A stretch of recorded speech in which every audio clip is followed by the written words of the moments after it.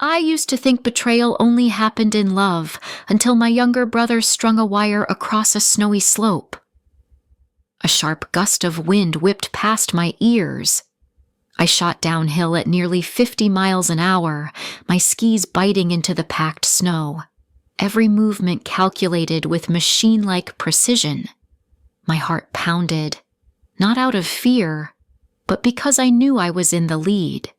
That feeling, inch by inch, was bringing me closer to the dream I'd chased for 7 years. The state-level amateur championship. The winner would earn professional training, a full year of sponsorship, and a shot at the Olympics. I was almost at the finish line, only about 200 meters left. Then suddenly I saw it. A wire, thin but pulled tight enough to kill, stretched across the slope between 2 trees, and before I could react, crack! I flew off the snow like a lifeless rag doll. I hit the ground, on my back. My neck let out a sickening crack, like something had just shattered inside me. Everything went black. I woke up in the recovery room. The overhead lights stabbed at my eyes. The heart monitor beeped steadily. My entire body wouldn't move. The first person I saw was my mother, Rebecca Vaughn. She didn't cry. She didn't hold my hand. She just stood there, arms crossed, as if she'd just walked out of a tense business meeting. Then she said her first words, "Jessica, you pushed yourself too hard. If you had listened to Tyler from the start, this wouldn't have happened." I didn't understand. Tyler. My neck was braced. I couldn't turn my head, but my mind was spinning. Why was she bringing up Tyler Monromi's younger brother is 4 years younger? He'd always lived in my shadow, but I never saw that as my fault. I had always tried to lift him up, help him train, even split my practice time so he could have a fair shot. And now, he was the one who warned me I didn't believe it. Not until a friend, the one who had filmed the race with a drone, brought me the footage. I watched it over and over, the drone's view from above. Snow blanketed the mountainside. And then, there he was, Tyler, standing behind a tree on the left, pulling a wire taut between 2 trunks. Right as I was about to ski past, I gagged and dry heaved right there in my hospital bed. After that came silence from the entire family. My mother didn't believe it. She claimed the video was edited. My father didn't say a word. He just nodded at her and walked out of the room. I lay there. Half my body is numb, but my heart still beat not from the pain in my neck, but from the place they had left me to rot. No apology, no acknowledgement. And Tyler, he was still posting pictures on Instagram, captioned, "Life isn't fair to the weak," with that same smug half-smile he'd always had. I wish the fractured spine had paralyzed my heart, too. But no, my heart worked just fine. And it was feeding an emotion I had never known in my entire life, hatred. So, why would a younger brother do that to his own sister? And what would I do when my entire family chose to side with the betrayer? I don't know which cold cut deeper, the weather outside, or the look in my family's eyes when they chose to turn their backs on me. I lay in a rehabilitation room in Aurora, Colorado. The light was soft, pale gray walls, a ceiling stained with dark watermarks. Every morning when I woke, I stared at them, not because I wanted to, but because I couldn't turn my head to look anywhere else. I used to sprint across snow, conquer steep slopes in the middle of blizzards. I had fallen, I had broken bones, but never, not once, had I felt this helpless. From the neck down, the entire left side of my body no longer felt like it belonged to me. I used to think if I just tried hard enough, things would get better. I used to think at least my mother would be by my side. I was wrong. A week after I saw the video of Tyler stringing that wire, I asked for a face-to-face conversation with the whole family. I had the nurse call them into my room, my mother, my father, and Tyler. I trembled, not from the cold, but from hope. Hope that if I just showed them the evidence, everything would become clear. They would hold me, apologize, admit the truth. I pressed the button. The TV screen lit up. The video began to play. Tyler's face is clearly visible in the drone footage, tying the wire between two trees, then walking away as if nothing had happened. When the video ended, the room fell silent. Then Tyler shrugged. Could have been someone who just looks like me. My mother nodded immediately. He's right. The footage isn't that clear. Besides, Tyler would never do something like that. Not to his own sister. I looked at them. My heart felt like it was being fed into a meat grinder. I broke down. I couldn't hold it back. And my father, the one I thought would at least be rational, just lowered his head and walked out of the room without saying a word. The door slammed shut behind him, and I knew I was alone. The weeks that followed were a blur of physical therapy, pain, painkillers, and tears. I learned to tense my muscles, to sit, to balance with half a body that refused to cooperate. Every therapy session felt like an earthquake. I clenched my teeth through it, not because I was strong, but because I had nothing else left to hold on to. No friends came to visit.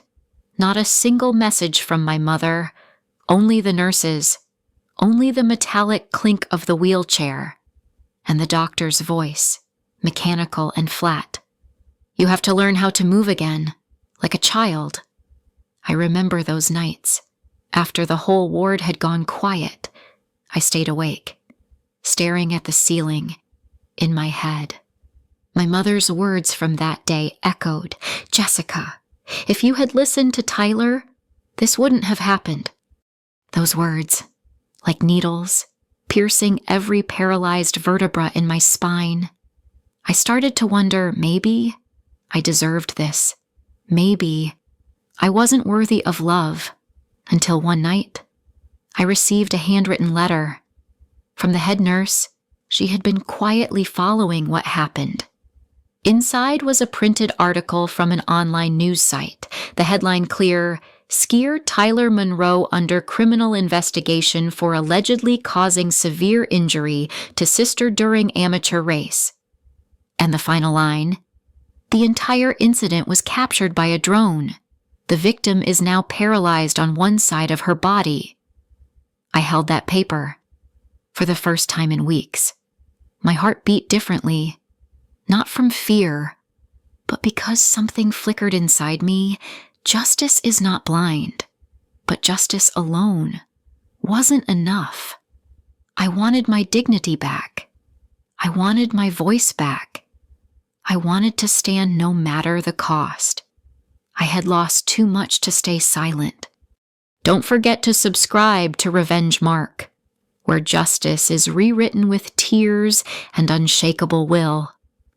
I used to think that some pain would eventually fade with time, but not the kind of pain caused by someone who still walks around freely, as if nothing ever happened. 3 months after the accident, I was transferred to a rehabilitation center in Denver. Every day felt like a faded copy of the day before. Physical therapy, eat, sleep, and silence. It was around that time that I started using my phone again. The first name that popped up when I reopened Instagram was Tyler Monroe. Still him. Still that smile.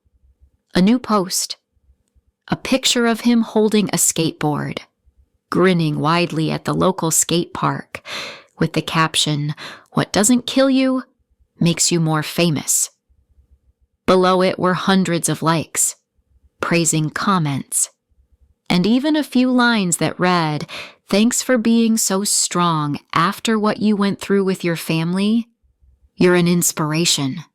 Your sister is clearly unstable." I read them, every word, every line. The veins in my temples started to throb relentlessly. My hand trembled as I pulled away from the trackpad. I wasn't hurt because of the accident. I was hurt because people believed him. And then, a message popped up from an unknown number. "Hello, Jessica. I'm a civil attorney specializing in personal injury. I've seen the drone footage. Can we talk?" I didn't reply right away. To be honest, I didn't trust anyone anymore. A few days later, I decided to go outside for the first time since waking up. The young nurse, Macy, helped me into my electric wheelchair. The air was cold and fresh snow had fallen. The scent of pine and the sharp wind cut across my cheeks like blades.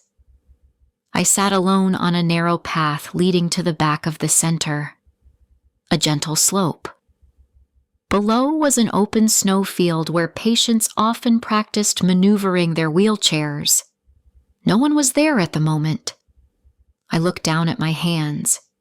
My fingers were still tingling and raw. I placed both hands on the wheels, pushed. The chair didn't move the way I wanted. I pushed harder. The wheels inched forward. I tried again. I made it. 10 inches. Then 15. And I laughed.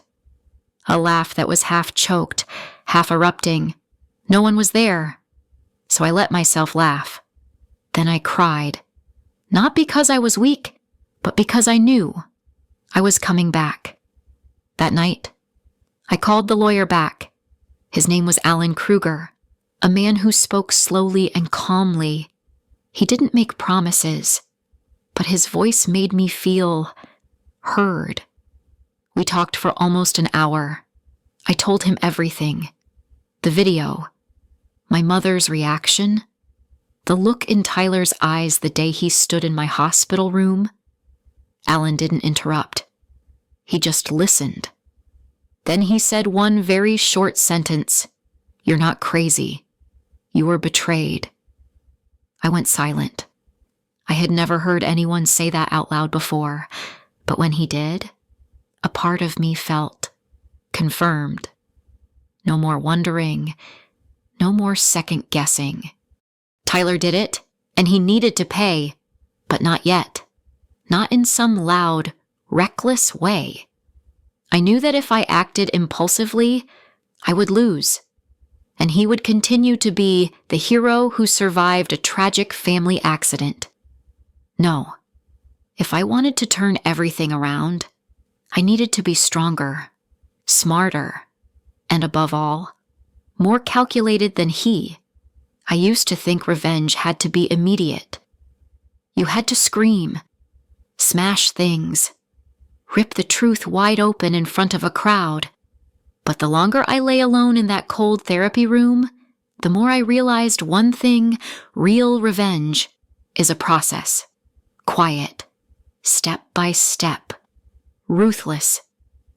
Alan, my attorney, sent me an email listing what I needed to prepare. Complete medical records, video evidence Tyler's competition history, names of witnesses from that day. I read each line, then looked up at the mirror in the hospital bathroom.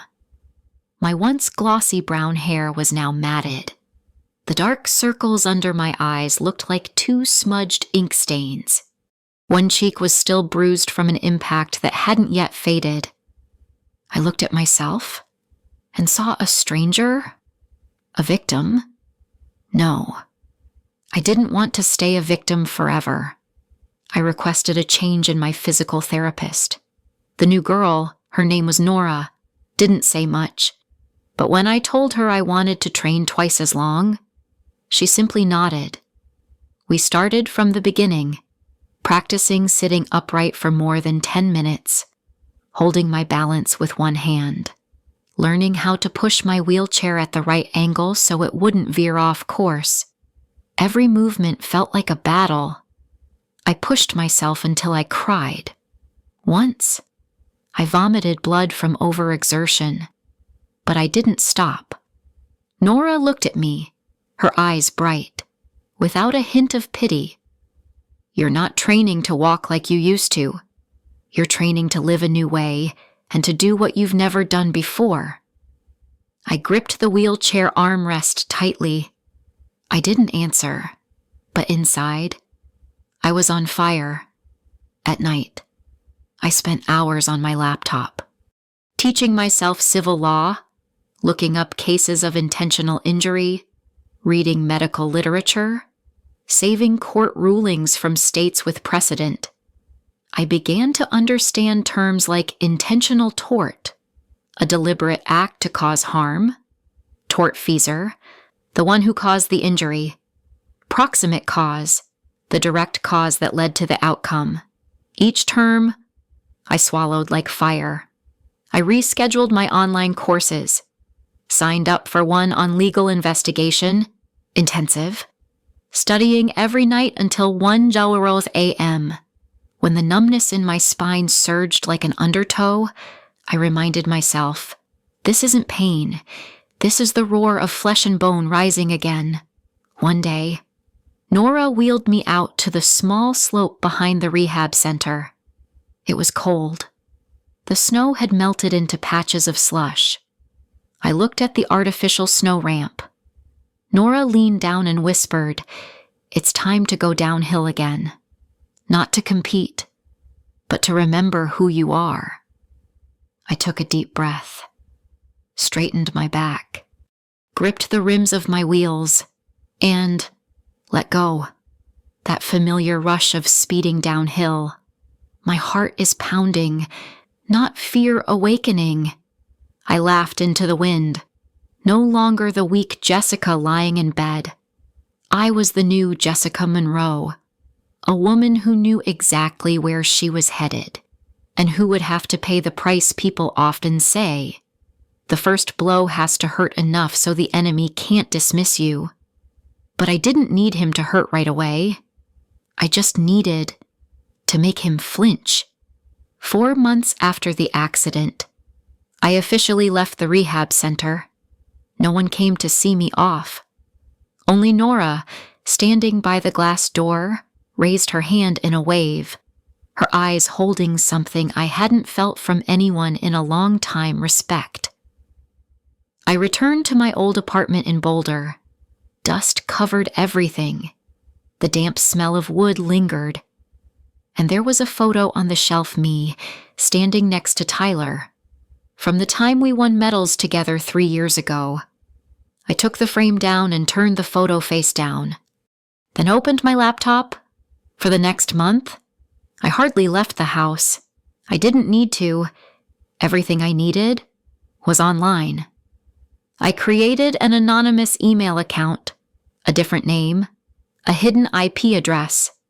I sent the full, uncut drone footage to 3 places: a regional sports newspaper, an independent journalist specializing in sports accident investigations, and a well-known anonymous blog, famous for exposing Olympic cheating scandals. I wrote nothing except one line: Tyler Monroe, Colorado State amateur race. Someone ended up paralyzed because of this. I hit send. No expectations, no trembling, just emptiness. Like standing in a snowy night, exhaling and waiting to see if the cold air would turn into a lightning strike. 3 days later, my phone rang at 7:18 a.m. I didn't know anyone patient enough to call me at that hour. But the voice on the other end made me sit up straight. "Jessica Monroe, this is Serena Beach, freelance journalist. I have a few questions, and I know this won't be easy." 2 days later, the article went live. The headline in bold read, "The silent accident skier lays a blood trap on the white slopes." No name of mine, no photo of me, only stills cut from the video. And a technical analysis is enough for experts to know this wasn't an accident. This was deliberate. That afternoon, I heard Tyler had canceled his scheduled speech for a group of high school students to whom he had been invited to inspire them. I didn't smile. I didn't feel satisfied. I only knew the first blow had landed. What I didn't expect was the speed it would spread. Over 80,000 shares in 2 days. The hashtag #ShomeBloodOnTheSlope hit the top trend on Colorado Twitter. A stranger's TikTok video comparing Tyler's move to a scene from a horror movie went viral. And then, a message came to my anonymous account. "You're the victim. Aren't you? I'm Matt. I used to train with Tyler. I know this isn't the first time." I slowly set the phone down on the table. Every sense in my body, one by one, came alive again. Not because I had won, but because I was no longer suffocated by silence. He knew. People knew.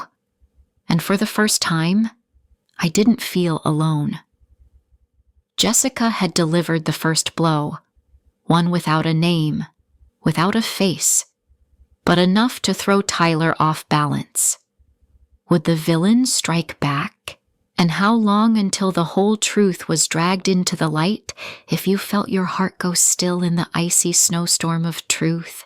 Hit subscribe to Revenge Mark, a place where buried stories are told by the very people who lived them.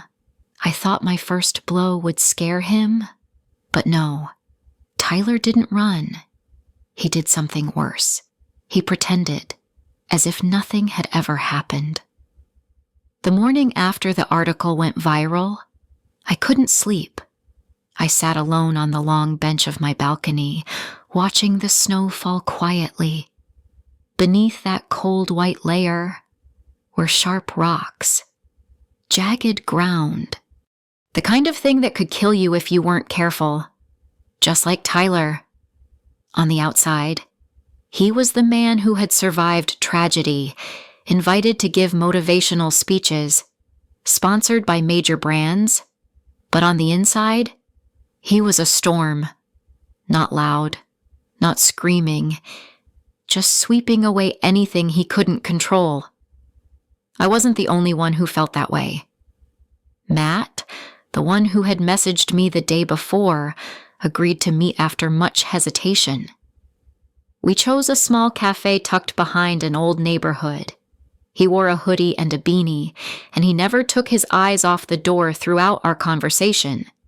"Tyler didn't just do this to you." Matt's voice was hoarse. His eyes stayed fixed on his coffee cup. "Last year, during training, he switched the course markers for another competitor. When they caught him, he blamed it on snow covering the markers and messing up the placement." I stayed quiet. The recorder had been running since the start. "Do you need anything else?" Matt asked, his voice trembling slightly. "I'm scared, but I don't want to stay silent anymore either." I squeezed his hand tightly. The truth is, the only thing he can't control. Let me handle the rest. 2 days later, Matt was kicked off the state team. The reason listed in the paper is the violation of sports ethics, statements damaging the reputation of the organization. No one needed to say it. I knew who was behind it. He was striking back. Not through the press, not through public media, through quiet control, the kind of power I once believed was untouchable. That night, I received an email from an anonymous address. No greeting, no signature, just one line. "Keep your mouth shut unless you want your 2021 party video to go public." I froze. My heart pounded hard. I knew exactly which video. That year, I'd gotten drunk after a win. Friends filmed me dancing unsteadily, laughing loudly, tripping into a pile of glass cups. Nothing truly serious. But if someone cherry-picked a few seconds, they could create the image of an unstable, out-of-control girl. And while public attention was fixed on Tyler, just a small diversion would be enough to make people question me. I sat there for a long time. No reply. Just opened my laptop.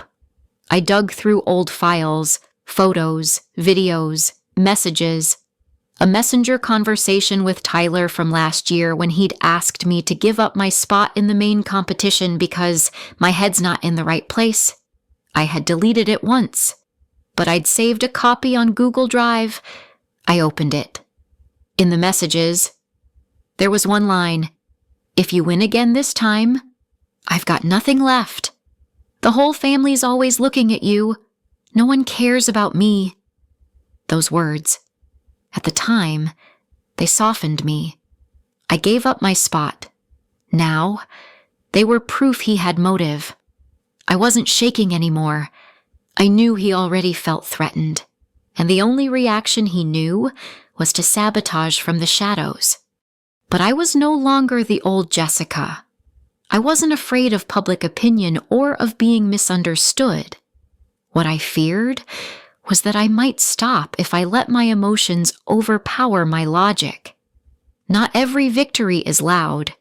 Sometimes it's just a small beam of light, but enough to illuminate a truth someone tried to bury. Matt sent me an audio recording from an internal meeting of the state team's coaching staff. One of the coaches had questioned why Matt was fired without a legitimate reason. In the recording, a man's voice came through cold and clear. "He talks too much. If we don't shut him down now, it'll hurt Tyler."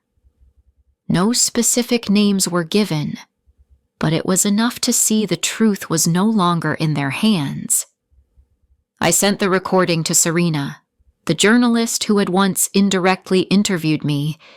This time, I wasn't anonymous. I signed my real name, along with one line, "You once told me I wasn't crazy, so let me speak up." Less than 3 days later, the second investigative piece was published, "Inside the Ice Who's Hiding the Truth About Tyler Monroe." This time, they didn't hold back. My name was there, my face, no edits, no filters. A photo I'd taken myself from my wheelchair, hair pulled back, eyes no longer timid. The reaction came overnight. The hashtag Justice for Jessica began trending. A former female athlete shared the article and wrote, "We cannot allow someone who's injured others to stand on the podium." A veteran coach commented under a post, "She was one of my former students. I once saw her compete with a dislocated shoulder. She isn't making anything up." I sat in my living room. My hands were gripping the wheelchair armrest.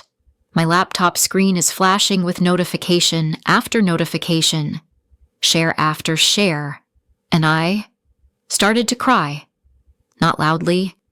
No one saw. Just me. And the reality I thought I had lost forever. People believed me.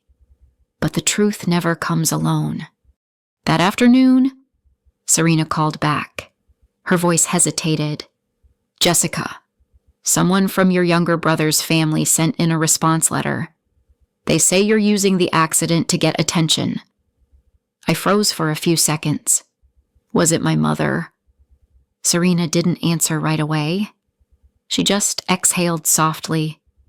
She signed as Rebecca Vaughn, and she's agreed to an interview. I set the phone down on the table. My chest tightened.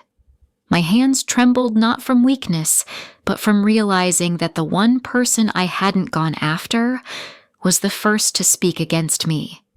My mother hadn't called me, hadn't sent a single message, hadn't asked how I'd been after 4 months of being immobilized, but she was more than ready to defend my brother. I laughed, a dry, brittle laugh. That night, I got a message from an old account Lauren, an old college friend. Jess. I know she always favored Tyler. Back then, she once said right in front of me, no matter how good a daughter is, she'll never beat a son if he's good-looking and knows how to talk. The next message was a photo of an old clipping of my mother back when she served on the PTA board, with Lauren's handwritten note.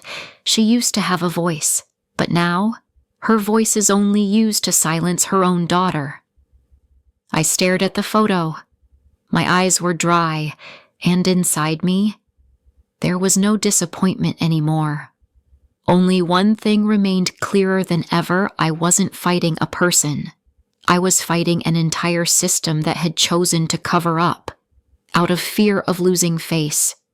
I knew the counterattack would come, but I didn't think it would be this dirty. 3 days after the second article, I received a court summons. Plaintiff Tyler Monroe. Reason defamation and damage to personal reputation. I stared at the paper. My name is printed in bold on the defendant line. It felt like someone had reached into my chest and squeezed my heart. Tyler's retaliation wasn't loud. He didn't need to argue. He chose the weapon he wielded best: the face of a victim.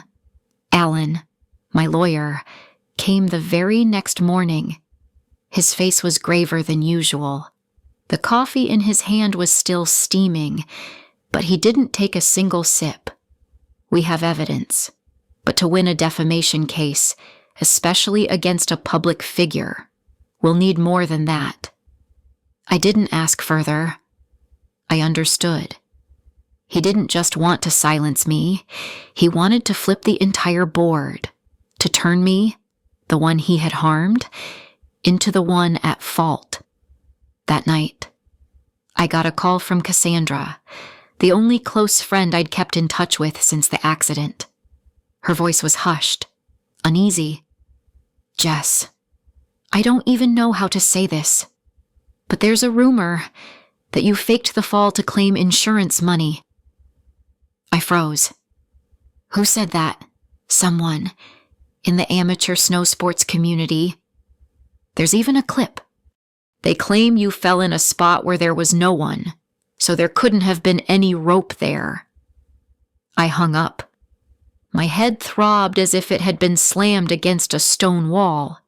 He had started shredding the truth, scattering bits of falsehood in places I couldn't reach the trust of outsiders. I reopened the drone video. Clear as day. His shadow is pulling the rope. But he knew how to use something far more destructive: doubt.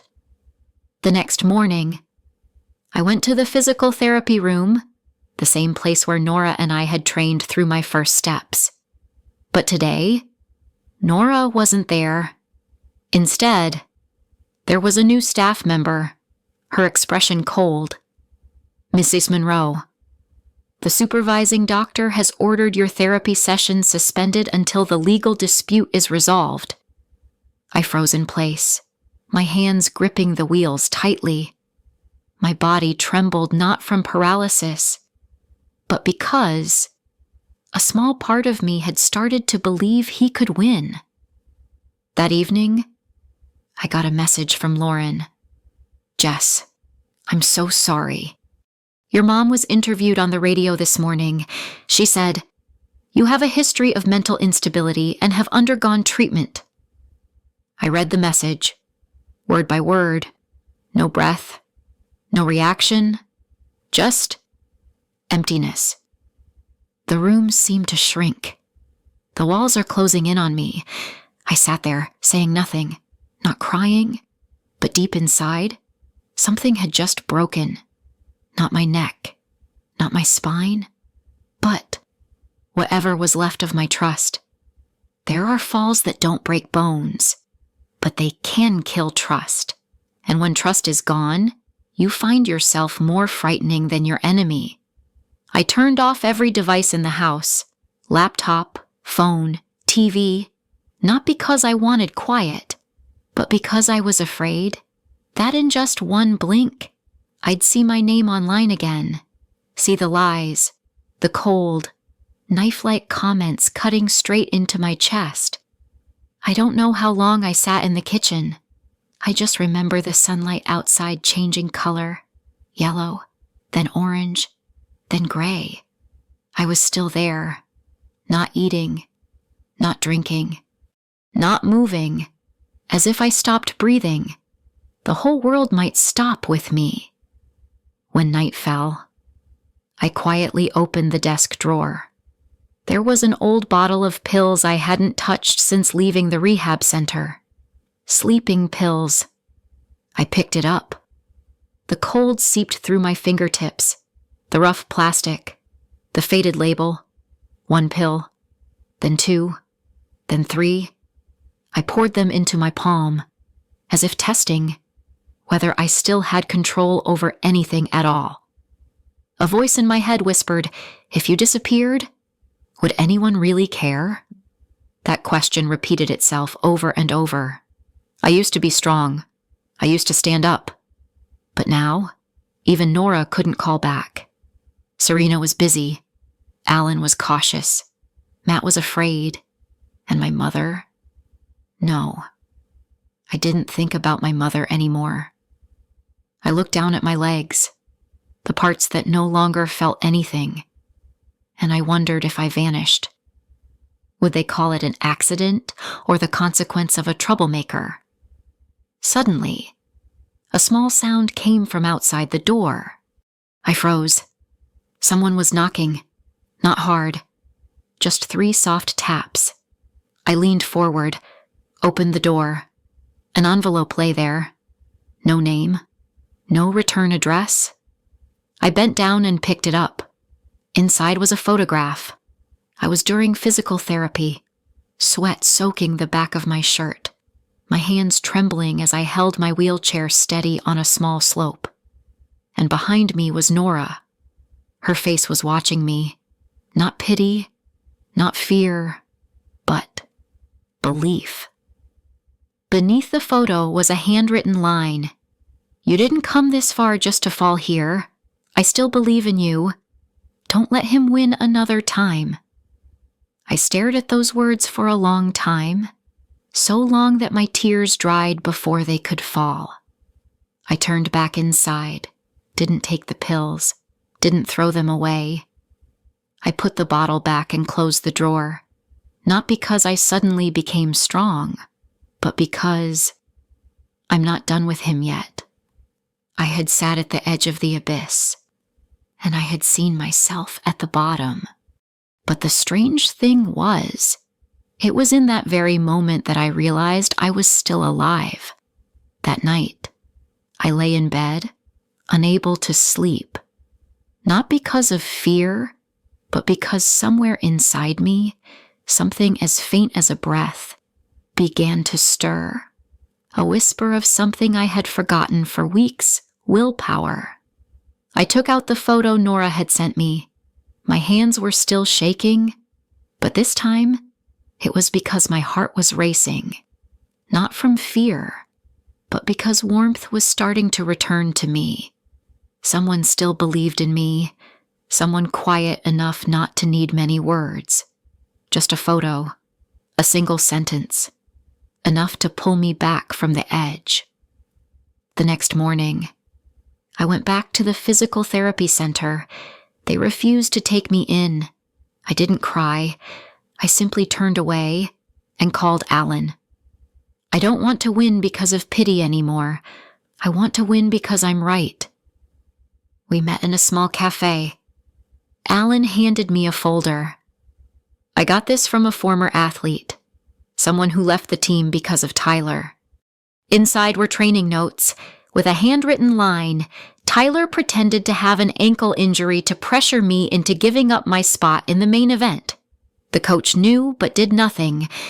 I chose to withdraw. Below was a signature. It wasn't 100% verifiable, but it gave me something far more important, proof that I wasn't alone and that he wasn't untouchable. I opened my laptop. For the first time in weeks, I wrote a short post. My name is Jessica Monroe. I used to stay silent because I thought no one would believe me, but today, I'm writing because someone chose not to stay silent with me, and because of that, I will never stay silent again. The post didn't target Tyler, didn't mention my mother.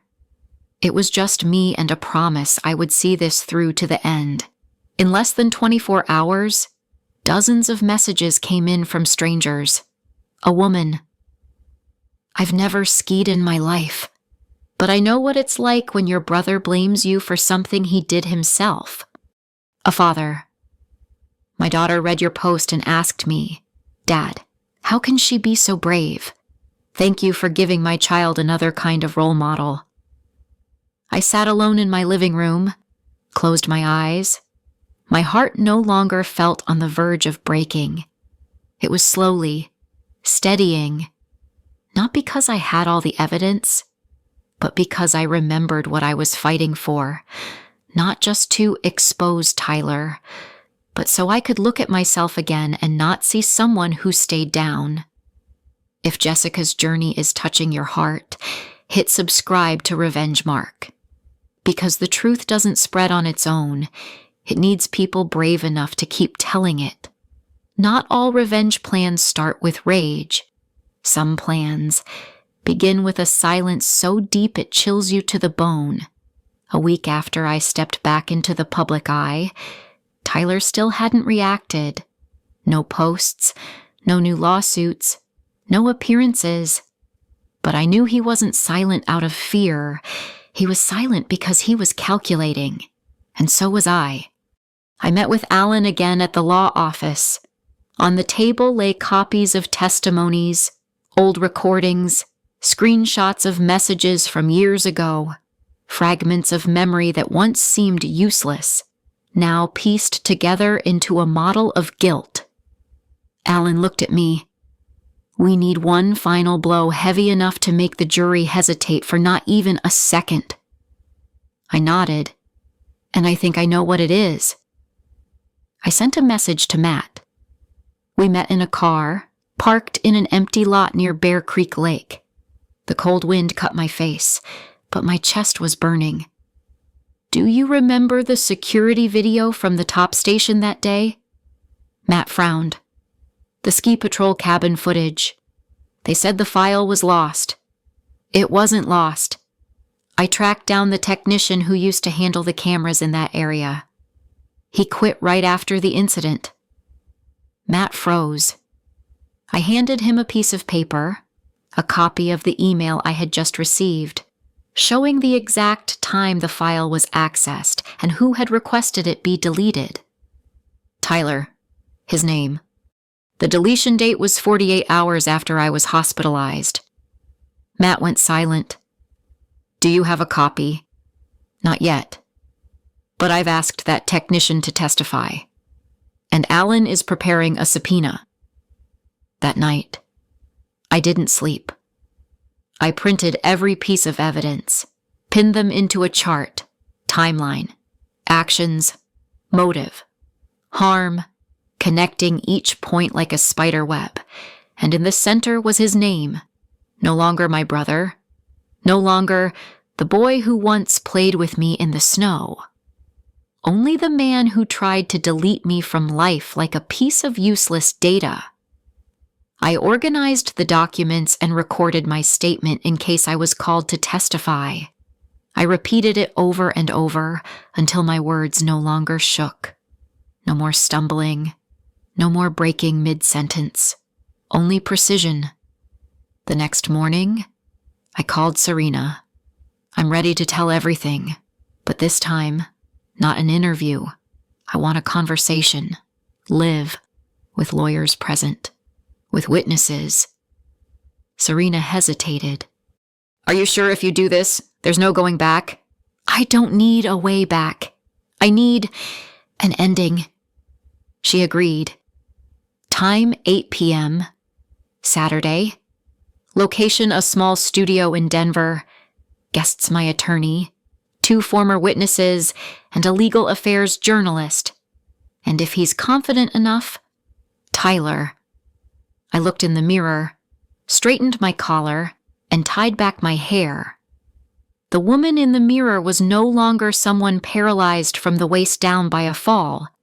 She was someone climbing the same slope again, but this time, not on skis. With the truth, there are people who never apologize, not because they don't know they're wrong, but because if they admit it, they'll have nowhere left to hide. 8:00 p.m. The lights in the studio flicker on. A cold white glow spills over everything. High ceilings, glass walls, cameras suspended overhead like invisible eyes, waiting to capture the truth. I'm wheeled in through the side entrance, hair tied back, white shirt, no makeup, no filter, everything exactly as it is. In front of me is a round table, 3 chairs, one for Serena, one for me, and one for him if he shows up. I breathe evenly, hands resting on my lap, heart rate steady. No more trembling like the first time in court. No more whispers in my head asking, am I strong enough? Only one thought remains. He has to look at me, and this time, he can't turn away. 7:57 p.m. The door swings open. Tyler walks in. Same old ski boots, hair neatly swept back, a turtleneck sweater. He doesn't look any different. But I am no longer the same. He glances at me for a second, says nothing. I don't bow my head. I don't greet him. We sit across from each other, separated only by a thin wooden table. Serena walks in, her voice soft as steam. We'll start recording in 3 minutes. If the two of you want to say anything in private before then. Silence. Serena steps out, leaving behind a suffocating quiet. I look straight at him. He avoids my eyes. After a while, he's the one who breaks the silence. You're destroying yourself, Jess.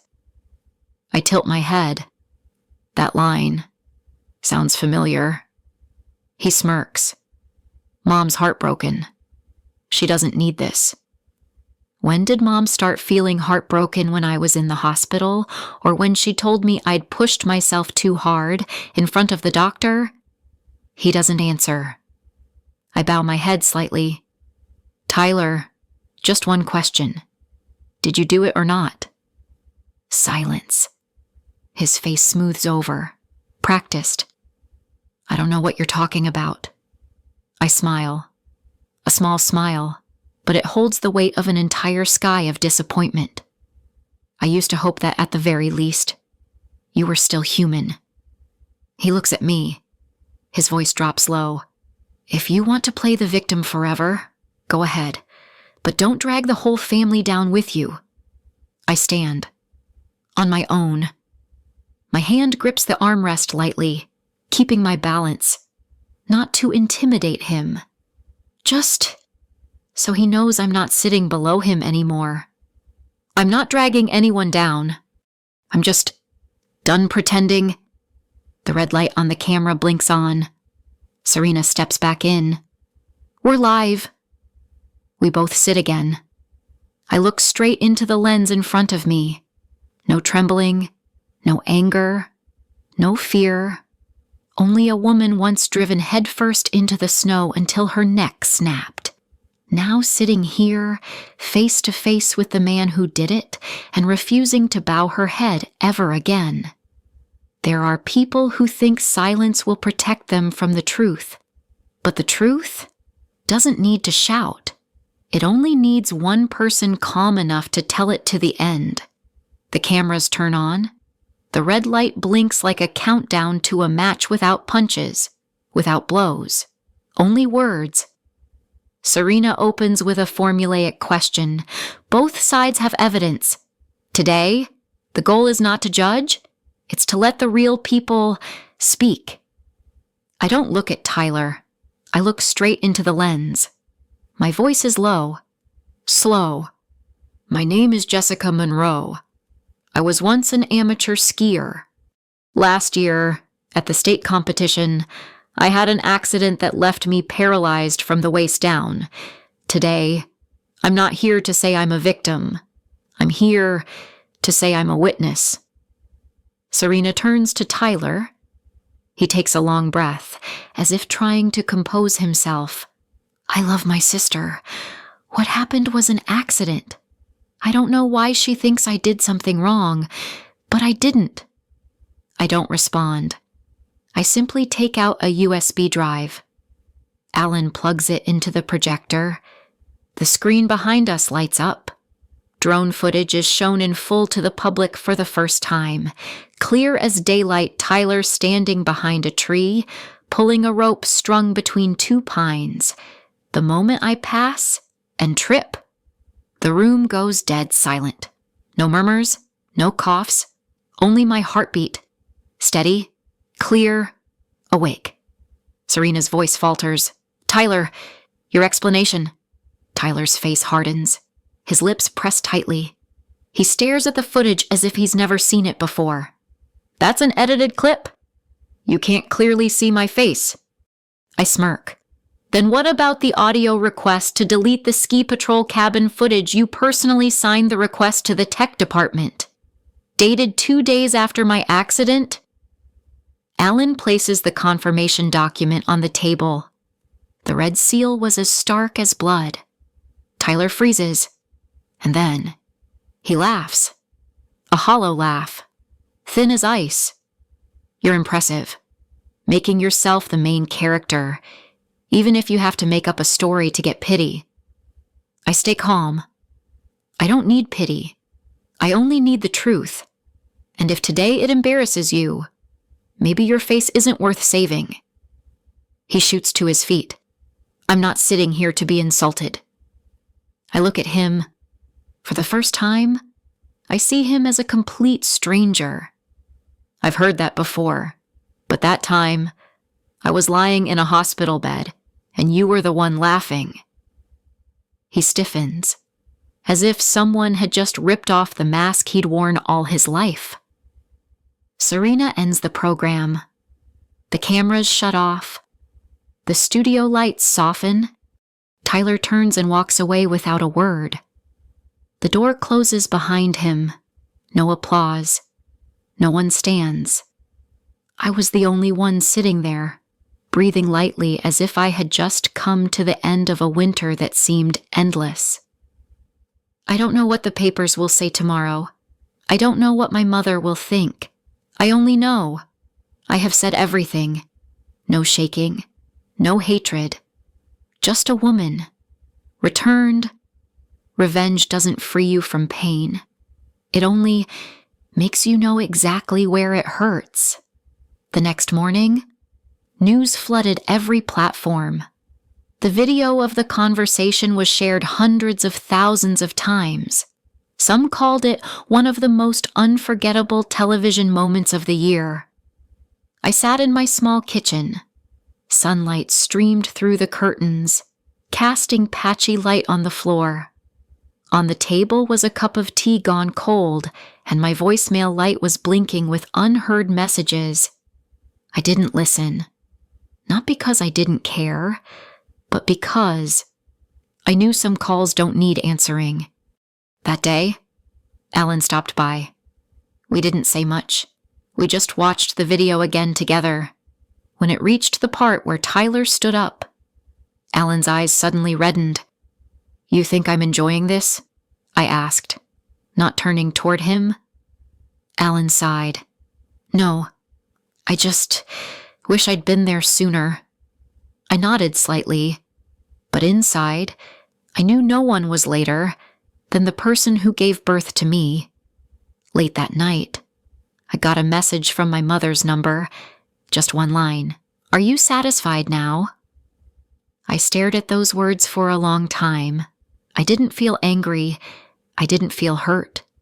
Just tired. I had thought exposing the truth would make me feel lighter, that once justice spoke, every wound would ease. But it didn't. It only stopped the bleeding. It didn't heal. On the third day after the broadcast, I went out for the first time. Light snow fell. I went to the small corner shop to buy a few bags of tea, and as I was paying, the cashier, a young woman, looked up and froze. "You're the woman from the video, right?" I nodded. She didn't say anything else.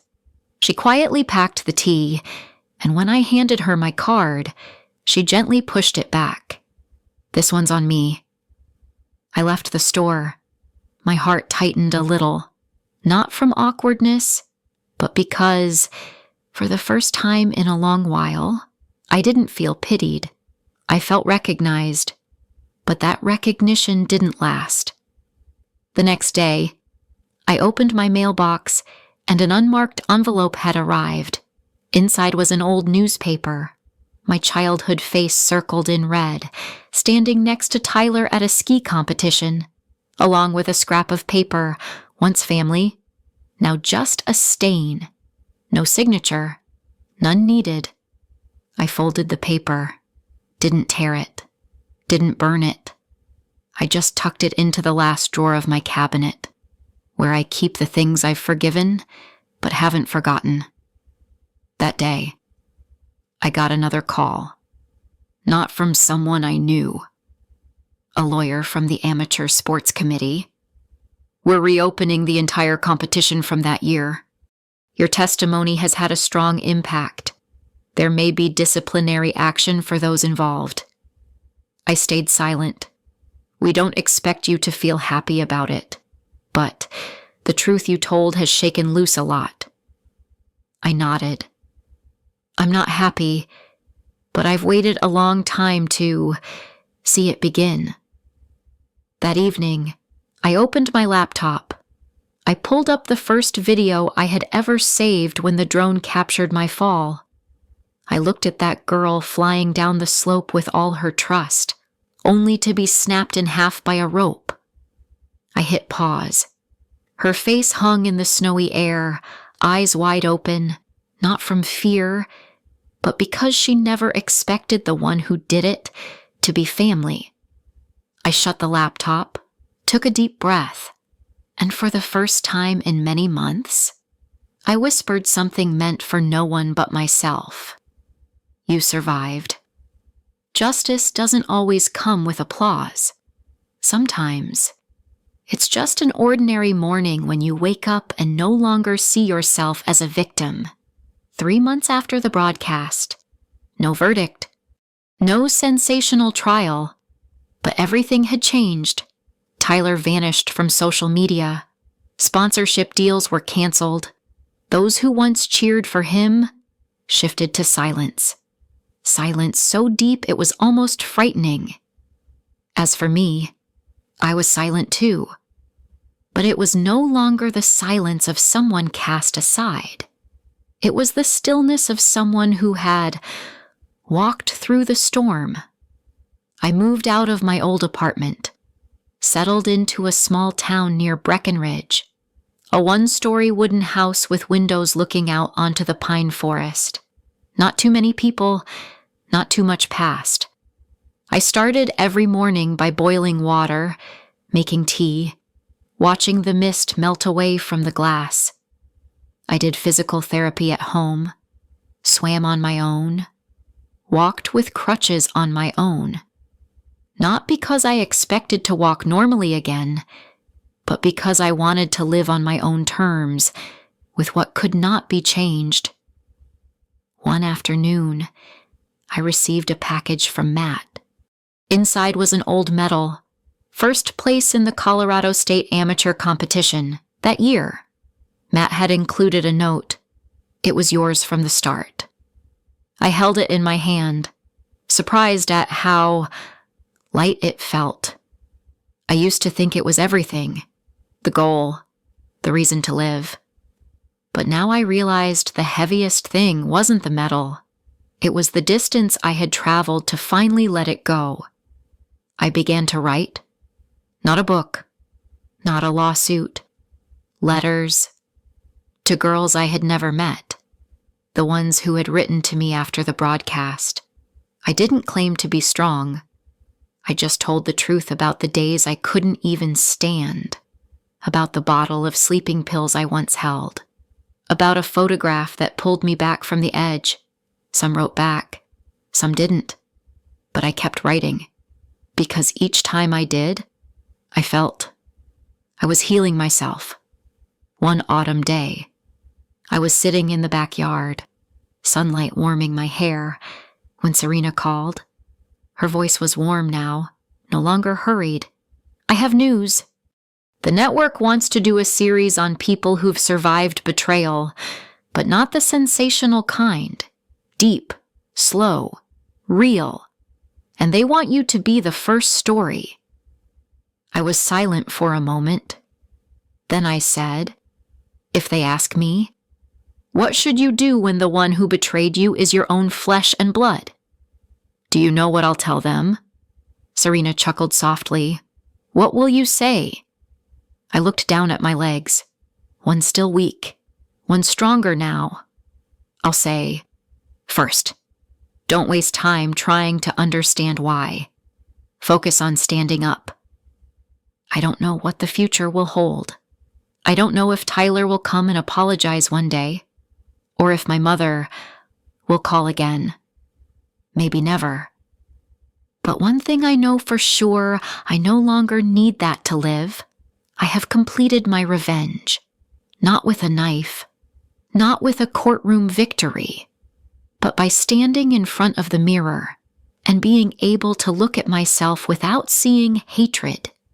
Today, I placed the medal on the shelf, not because I need recognition, but as a reminder, it was once the reason I fell, but I stood up not because of it. This story isn't to glorify the one who was right. It's to remind us that, even after the cruelest betrayal, you can choose to end it without losing yourself. If Jessica's journey leaves a lump in your throat, leave a comment below about what's on your mind. Don't forget to share this story with someone who needs to stand up again. And remember to subscribe to Revenge Mark to hear the voices that have never been told from those who survived but never surrendered.